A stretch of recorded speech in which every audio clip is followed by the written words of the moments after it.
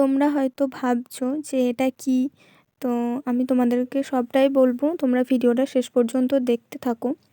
তো রাধে রাধে বন্ধুরা, তোমরা সবাই কেমন আছো? আশা করছি সবাই খুব ভালো আছো, আমিও খুব ভালো আছি। তো এটাকে আমাদের এখানে বলা হয় পোয়াল ছাতা। পোয়াল ছাতা কেন বলা হয় সে কারণটা আমি তোমাদের বলছি, তোমরা ভিডিওটা দেখতে থাকো, আমি ভিডিওর মধ্যে সব কিছুই বলবো। তার আগে দেখো, পোয়াল ছাতাটাকে এইভাবে কেটে নিয়েছি, আর আমি অনেকগুলোই এনেছি, সবগুলোকে আমি এইভাবে কেটে নিয়েছি। তো এটাকে পোয়াল ছাতা বলার কারণ হচ্ছে এটা পোয়াল মানে হচ্ছে গ্রামের দিকে যে ধানের সেই খড়টাকে ধান ঝাড়া হয়ে যাওয়ার পর সেটাকে পালা দেওয়া হয়। সেই খড়টাকে খড়ের পোয়ালের ভেতরে হয়, মানে খড়টাকেই পোয়াল বলা হয়, আর ছাতার মতো দেখতে, যে কারণে এটাকে পোয়াল ছাতা বলা হয়। তো এটা খেতে কিন্তু খুবই সুন্দর। এটাকে আমি আজকে আলু আর পেঁয়াজ দিয়ে ভাজা করব। তো এটা নিরামিষভাবেও করা যায়, তবে এটা খেতে কিন্তু খুবই সুন্দর। তো অনেকে হয়তো দেখে ভাববে যে এটা মাশরুম হতে পারে, কিন্তু আমি প্রথমেই বলি এটা মাশরুম না। মাশরুম সম্পূর্ণ আলাদা, আর এটা সম্পূর্ণ আলাদা জিনিস, দুটো একদম আলাদা। তো এটা গ্রামের দিকে পাওয়া যায়। তো তারপরে হচ্ছে এই পোয়াল ছাতাগুলোকে আমি ভালো করে ধুয়ে নেব, মানে এগুলো একটু ভালো করে ধুয়ে নিতে হবে। আমি 2-3 বার জল পাল্টে আর কি এটা ভালোভাবে ধুয়ে নিয়েছি। তারপরে আমি আলুগুলো ধুয়ে নেব। আর এটা আমি যেহেতু বললাম পেঁয়াজ দিয়ে ভাজা করব, তো আমি পেঁয়াজটাও কেটে নেব। এই যে পেঁয়াজটা এইভাবে কেটে নেবে তোমরা। তারপরে পেঁয়াজ, আলু আর এটাই আমি ভাজবো।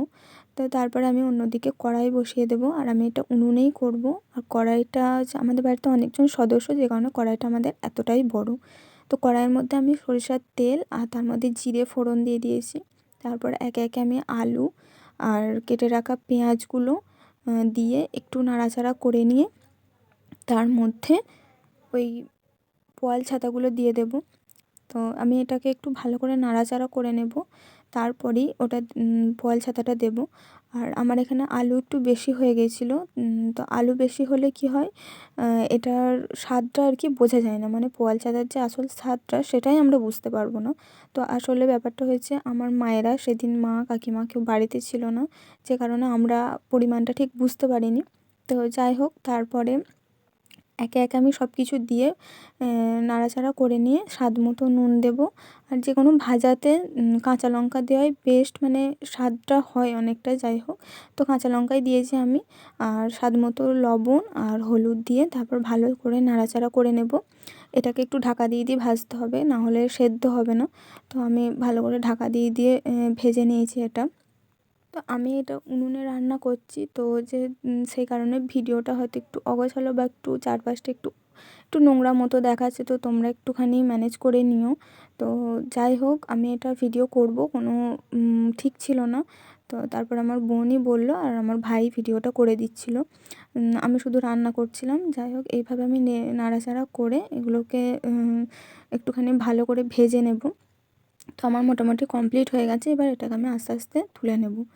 তো তুলে নেওয়ার পর বুঝতে পেরেছিলাম যে আলুটা একটু বেশি হয়ে গিয়েছিলো, মানে হচ্ছে ওই পোয়াল ছাতাটার কোনো স্বাদই আমরা পাচ্ছিলাম না। তো যাই হোক, আমি প্রথমবার করেছি এটা, আগে কখনো করিনি। তো এরকম দেখতে হয়েছিল। তো খেতে কিন্তু খুবই ভালো হয়েছিল। তো আজকে ভিডিওটা এই পর্যন্তই। ভালো লাগলে একটা লাইক, কমেন্ট, শেয়ার করে দেবেন।